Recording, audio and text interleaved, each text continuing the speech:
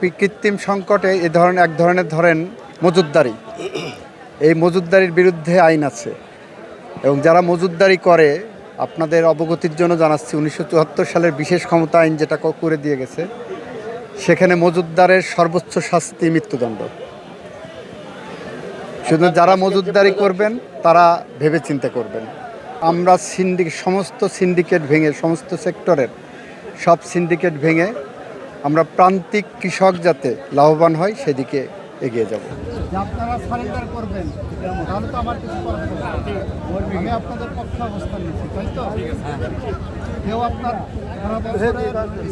কষ্ট করে পেঁয়াজ উৎপাদন করে নিয়ে যাবেন আজকে যদি বিক্রি না হয় না সবাইকে। আর যদি কেউ মনে করে আমি দেখি তারা এরকম সিন্ডিকেট করে আপনার পেঁয়াজ কেনা বন্ধ করছে, আমি 2-1 সপ্তাহ দেখবো, তারপর তাদের